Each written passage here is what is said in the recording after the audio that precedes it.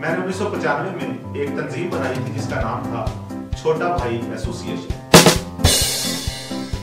इस तंजीम में हर उस छोटे भाई को शामिल होना था जो बड़े भाई के हाथों जलील होना। चूंकि यूएसएड ने मेरे मंसूबे को फंड्स फराहम नहीं किए, लिहाजा जैसे ही 6 माह के अंदर मालिक मकान ने हम 4 लड़कों को धक्के देकर घर से निकाला, ये तंजीम फना हो।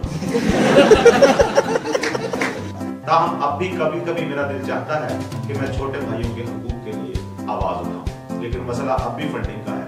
हालांकि सरमाया भी ज्यादा नहीं चाहिए, 25-30 करोड़ से इब्तदाई काम शुरू किया जा सकता है। क्योंकि मैं भी छोटा भाई था, इसलिए बहुत अच्छी तरह जानता हूँ कि अक्सर ये बड़े भाई लोग छोटे भाइयों के साथ क्या सलूक करते हैं। खानदान में किसी भी किस्म की शादी ब्याह के मौके पर ये बड़े भाई खुद तो बन ठन कर किसी ऐसी कुर्सी पर बैठ जाते हैं जहां से औरतों के साइड वाले तंबू से मस्तूरात की झलक नजर आती रहती है, लेकिन छोटे भाई को हुक्म सादर फरमा देते हैं, पप्पू जाओ जाकर चेक करो नाई सही देख बना रहा है। ऐसे बड़े भाई खुद बेशक मैट्रिक में 6-6 सप्लियां लेते हों, लेकिन छोटे को हमेशा टॉप करने का आर्डर करते हैं।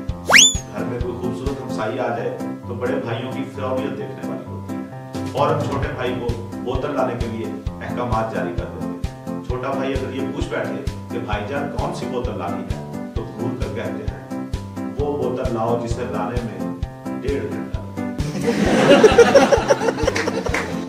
अक्सर बड़े भाइयों को छोटे भाइयों पर शक ही रहता है, पप्पू तुम आजकल इतने तैयार होकर क्यों ट्यूशन जाते हो?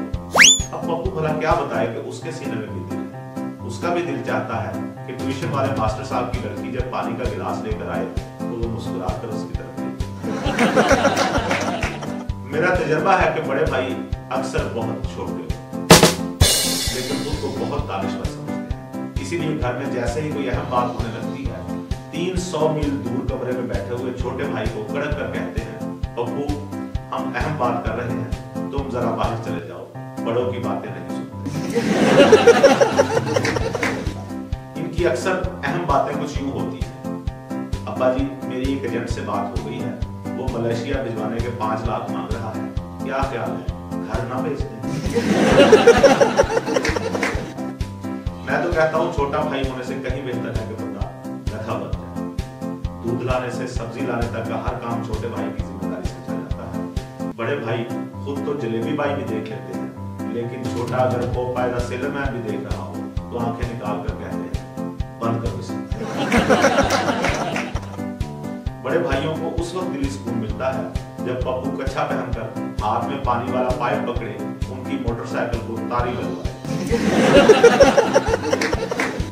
ये अपनी मोटरसाइकिल वॉश कराने के अलावा पप्पू को उसे हाथ तक नहीं लगाते। बड़े भाई जब भी नई पैंट खरीदते हैं पुरानी छोटे को गिफ्ट कर देते हैं और ये तक नहीं बताते कि इसकी जेब अंदर से फटी हुई। वो तो छोटे भाई को तब पता चलता है जब वो रसीदी सुपारी पैंट की जेब में डालता है और सुपारी के दाने उसके पंचों से निकलते।